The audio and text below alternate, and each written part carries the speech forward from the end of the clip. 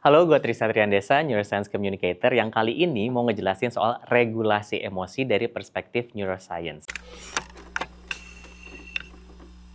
Kalau kita ngomongin dari perspektif neuroscience, jadi tentunya akan ngebahas organ-organ yang ada di otak kita juga. Jadi kita mulai dari organ-organ yang penting dulu nih dalam kaitannya regulasi emosi. Gini, hidung, kepala, leher. Nah, ini kan ada otak nih di sini. Ini adalah prefrontal cortex namanya.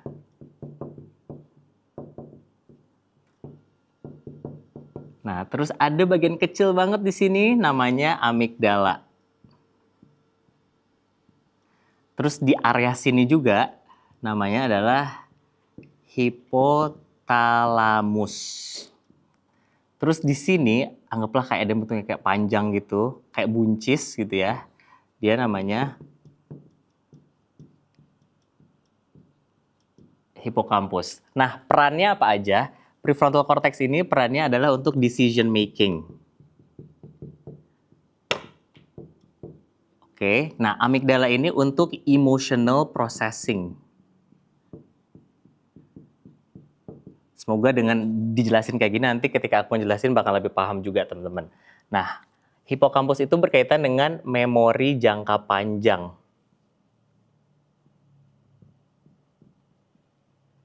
Dan hipotalamus itu berkaitan dengan homeostasis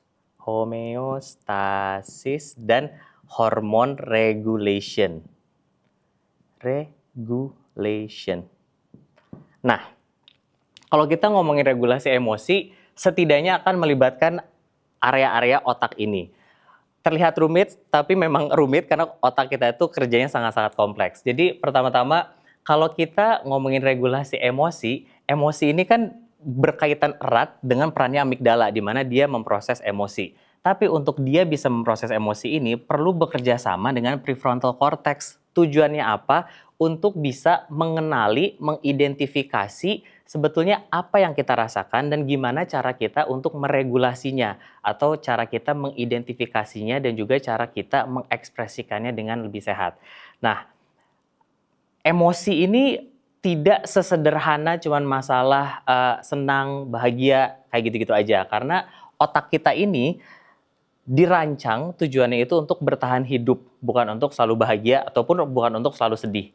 Tapi karena amigdala ini peran selain emotional processing adalah mendeteksi ancaman, dia akan lebih peka atau lebih sensitif terhadap hal-hal yang negatif. Makanya ada salah satu bias kognitif yang disebut dengan negativity bias. Jadi otak kita itu akan lebih mudah untuk atau lebih sensitif terhadap hal-hal yang lebih negatif. Tujuannya apa? Ya untuk melindungi diri kita, untuk bertahan hidup.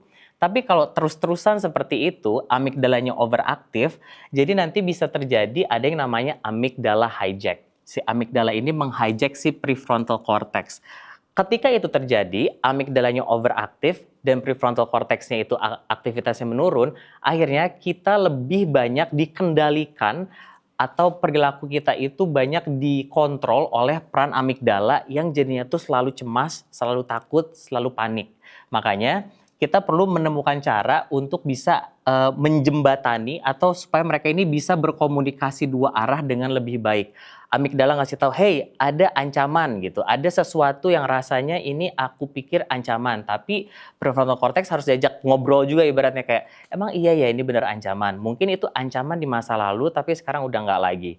Tapi kalau kita ngomongin soal regulasi emosi itu tuh rumit juga karena otak kita ini kan organ yang kuno ya, tapi kita hidup di dunia modern. Jadi ada istilahnya tuh evolutionary mismatch, di mana ada ketidakcocokan secara evolusioner. Otak kita, si amigdala ini yang tugasnya mendeteksi ancaman, tugasnya tuh untuk mendeteksi ancaman nyata, kayak dikejar kayak hewan predator gitu. Tapi sekarang yang menjadi ancaman bagi kita adalah kayak deadline lah, notifikasi di smartphone kita lah, terus penilaian sosial yang nggak kelar-kelar gitu kan. Jadi makanya si amigdala ini selalu overstimulated dan selalu aktif secara kronis. Nah, kalau si amigdala ini aktif secara kronis terus-terusan, dia akan mempengaruhi ke hipotalamus ini. Hipotalamus di mana ada hormone regulation. Nah, Hipotalamus ini gunanya adalah untuk meregulasi hormon dan juga untuk menjaga keseimbangan. Jadi kalau misalkan kita berdegup kencang jantungnya, terus berkeringat, tangannya juga basah atau mulut kering, misalkan kalau lagi mau presentasi gitu kan, itu adalah perannya si hipotalamus ini. Nah, balik lagi tadi soal si kaitannya amigdala sama hipotalamus. Kalau amigdalanya itu overaktif, dia akan memberikan pesan atau memberikan sinyal ke hipotalamus untuk memproduksi hormon-hormon yang berkaitan dengan stres, yaitu kortisol dan adrenalin. Tapi sebelum kita lanjut, amigdala ini kan sering banget ya dibahas dan juga cukup populer lah sekarang gitu. Orang sudah paham amigdala itu apa. Tapi amigdala itu sebenarnya dia nggak jahat, balik lagi ya. Dia itu bukan kayak apa ya, organ atau anggota yang problematik yang kerjanya itu cuma cemas doang. Tapi balik lagi tujuannya adalah untuk membantu kita bertahan hidup. Sama adrenalin dan kortisol, meskipun itu disebut hormon stres, itu tuh nggak selalu buruk gitu. Itu bisa membantu kita ketika kita sedang menghadapi ancaman beneran. Dimana akhirnya kalau ada ancaman kita jadi lebih sigap, otot kita jadi kontraksi, kita siap untuk melawan atau malah kita bisa menghindar. Jadi penting banget mereka kedua organ ini, amigdala dan hipotalamus. Tapi kalau ada overaktif yang kronis, jadinya nggak sehat. Nggak sehatnya itu nggak cuma berdampak ke kondisi psikologis, kayak misalkan fungsi kognitifnya terganggu, jadi susah konsentrasi, daya ingat menurun. Nah, ini berkaitan juga sama si hipokampus, dan juga bisa berpengaruh ke kondisi fisik. Seperti misalkan yang sudah banyak studinya adalah berkaitan dengan hipertensi. Jadi mempengaruhi imunitas dan juga mempengaruhi fisik secara keseluruhan. Kalau misalkan badan kita terus-terusan dibombardir sama hormon kortisol tadi. Nah, kalau kita udah ngomongin masalah memori juga, tadi kan soal berkaitan sama si hipotalamus. Nah, kalau si memori ini berkaitan juga dengan si amigdala. Makanya ketika kita mau meregulasi emosi itu banyak hal yang memang harus kita pecah gitu. Mungkin ada pengalaman di masa lalu yang membuat kita lebih sensitif atau lebih peka terhadap suatu hal. Dan itu berkaitan dengan si hipokampus gitu, di mana informasi tersebut sudah direkam menjadi informasi ingatan jangka panjang. Yang tentunya kalau udah masuk ke area ingatan jangka panjang itu relatif lebih menetap dan agak susah untuk dilupakan begitu aja. Nah, berkaitan dengan melupakan, itu juga salah satu mitos soal otak yang harus kita luruskan. Jadi gini, otak kita bisa melupakan banyak hal dan juga bisa mengingat banyak hal. Tapi otak kita akan relatif mengingat hal-hal yang memiliki muatan emosional yang tinggi, baik yang positif maupun negatif. Yang positif contohnya misalkan ulang tahun, itu kan menyenangkan. Hari pernikahan, kalau enggak lulus kuliah. Terus kalau yang negatif misalkan ditinggalkan oleh anggota keluarga yang dicintai, kalau nggak kehilangan hewan peliharaan, terus misalkan ada bencana alam, semuanya itu adalah contoh-contoh dari pengalaman-pengalaman negatif yang direkam sama otak kita gitu ya. Dan ketika hal-hal tersebut itu direkam di sini, itu akan sangat berkaitan dengan si amigdala, di mana dia perannya adalah untuk emotional processing. Tapi dia juga nggak bisa bekerja sendiri. Untuk bisa memprosesnya secara optimal, dia harus melibatkan prefrontal cortex.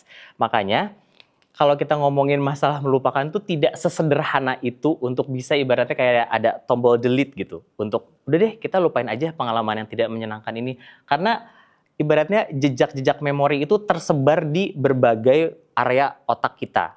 Makanya, kalau misalkan ada pengalaman buruk dan kita memaksakan diri kita, udah deh mendingan kita lupain aja gitu. Alias kalau di psikologi sebutnya emotional suppression gitu. Ada rasa atau emosi yang kita tekan secara sadar dan dipaksakan itu malah justru kontraproduktif dan jadinya nggak sehat. Karena ketika kita melakukan itu, ada energi mental yang digunakan oleh otak untuk melakukan itu. Makanya kalau kita melakukan itu keseringan, kita jadi bisa merasakan kelelahan mental.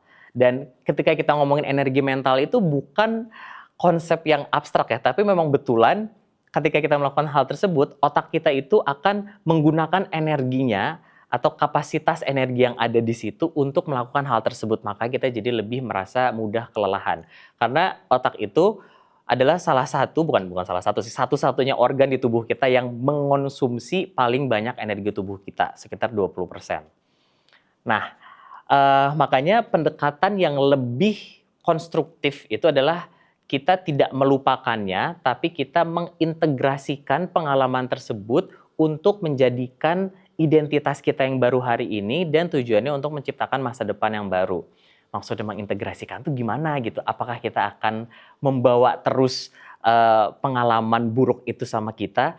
Mungkin bukan membawa terus-terusan dan kita berpegang teguh sama apa yang kita pernah alami dan kita rasakan pada saat itu, tapi kita memaknai ulang. Nah, di dalam terapi psikologis juga ada teknik namanya cognitive reappraisal. Cognitive reappraisal ini adalah salah satu cara untuk membantu otak kita supaya dia itu bisa melihat suatu peristiwa secara lebih netral atau bahkan secara lebih konstruktif. Dan itu disebutnya kayak proses top down. Jadi dari prefrontal cortex memaksa atau memberitahu si amigdala untuk, hey, coba deh kita lihat lagi, emangnya ini tuh beneran ya kejadiannya kayak gitu? Apakah betul pengalaman itu separah itu seperti yang kamu alami? Dan ini juga kan balik lagi berkaitan sama si hipokampus. Apa yang kita ingat itu tergantung bagaimana kita memaknainya. Karena otak kita tidak mengingat peristiwa secara utuh. Kita mengingat makna dari peristiwa itu. Makna apa yang kita sematkan ke peristiwa itu. Makanya contohnya misalkan ada dua orang nih. Dua orang ini sama-sama mengalami kegagalan. Tapi yang satu, dia itu ngomongnya adalah, oh iya, gue gagal melakukan ini, tapi gue akhirnya jadi belajar tahu apa yang bisa gue lakukan berikutnya. Tapi ada mungkin orang lain, satu orang lagi yang dia bilang, oh gue mengalami kegagalan ini berarti gue orangnya gagal. Itu kan tergantung ya, jadi makanya beda banget bagaimana kita memaknai pengalaman peristiwa tersebut. Makanya kalau kita mau balik lagi meregulasi emosi itu nggak ada cara yang mudah dan nggak ada satu cara yang paling ampuh. Setiap orang punya caranya sendiri, punya pendekatannya sendiri yang paling cocok, yang paling tepat untuk dirinya. Tapi dari sini, semoga ya dari kaitan ini semua, dari ada hipokampus di mana kita menyimpan memori dan juga muatan emosionalnya juga berkaitan di sini, lalu bagaimana prefrontal cortex ini bisa mempengaruhi hipokampus, amigdala, bahkan mempengaruhi si hipotalamus, itu bisa membantu kita bisa memilah mana sih cara yang kira-kira tepat untuk dilakukan pada momen-momen tertentu. Nah, jadi gue bakal ngasih beberapa contoh lah ya. Contohnya adalah misalkan tadi kan yang si top down tadi, cognitive reappraisal. Kita memaknai ulang pengalaman di masa lalu itu. Nggak berarti harus dilihatnya, oh berarti kita harus selalu positive thinking. Nggak gitu. Pengalaman negatif kita akui, oh ini memang pengalaman negatif, pengalaman tidak menyenangkan, kita identifikasi, lalu kita cari nih caranya. Oh kalau supaya lebih konstruktif ya, oh kalau ini terjadi berarti apa ya kira-kira pelajaran bisa aku lakukan ke depannya supaya hal ini nggak terjadi lagi, kayak gitu. Terus misalkan kalau misalkan mau pendekatannya bottom up gitu ya, dari badan kita terus ke pikiran, bisa melakukan latihan pernapasan. Latihan pernapasan itu mungkin kesannya kayak overrated tapi underrated juga di satu sisi karena banyak banget orang udah ngasih tahu soal latihan pernapasan, tapi ternyata masih banyak juga orang kayak ngerasa, emang iya ya sengaruh itu. Sengaruh itu, beneran sengaruh itu latihan pernapasan itu. Jadi ketika kita melakukan latihan pernapasan dengan dalam dan juga perlahan, itu membantu meregulasi tubuh kita dulu, meregulasi respon tubuh kita dari mulai menurunkan detak jantung, terutama ya supaya kalau detak jantung sudah menurun, itu kayak memberi sinyal, memberi kode ke otak kita bahwa oh sebenarnya gue sudah lebih tenang nih gitu. Jadi kalau kita balik lagi ngomongin regulasi emosi, tidak sederhana, tidak kompleks, tapi bisa banget dilakukan dan caranya ada banyak, bisa dicari di luaran sana. Dan juga kalau misalkan kamu mau mendapatkan rangkuman atau bahkan bacaan yang lebih jelas, bisa baca buku aku. Judul bukuku adalah Moving Forward Not Moving On. Ini adalah buku mengenai kesehatan mental, fokusnya tentang regulasi emosi dari perspektif neuroscience. Di mana di situ juga aku ngejelasin cara-caranya seperti apa, latihan-latihan praktis yang bisa kita lakukan dalam keseharian, karena aku juga sangat-sangat percaya kalau therapy skills is life skill. Karena kan kita di sekolah sibuk banget ya belajar matematika, fisika, kimia, sosiologi segala macam gitu untuk dapetin nilai yang bagus, tapi kita kadang bukan kadang ya, kita tidak pernah diajarkan bagaimana sih cara kita untuk istirahat, untuk jeda sebentar.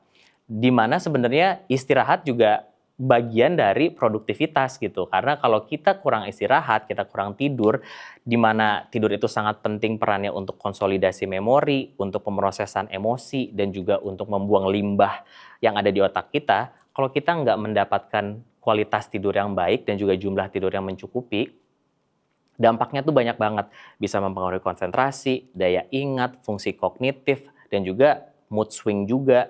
Jadi itulah hal-hal yang bisa kita lakukan secara singkat dari mulai diri kita sendiri, yaitu pertama tidur yang cukup, makan makanan sehat, ini juga pasti udah tahu lah ya semuanya gitu. Dan juga jangan lupa untuk berolahraga dan juga menemukan cara untuk meregulasi emosi dengan caramu masing-masing. Dan regulasi emosi itu caranya bisa macam-macam, bisa ada yang yoga kah, ada yang journaling kah, ada yang mungkin melalui seni juga. Jadi semoga pemaparan dan juga penjelasan neuroscience sedikit ini bisa ngebantu teman-teman untuk lebih paham otaknya sendiri supaya bisa memahami dirinya sendiri dan bisa membantu diri sendiri sebelum nanti bisa membantu orang lain kalau mereka menghadapi isu atau masalah yang sama dengan regulasi emosi. Terima kasih.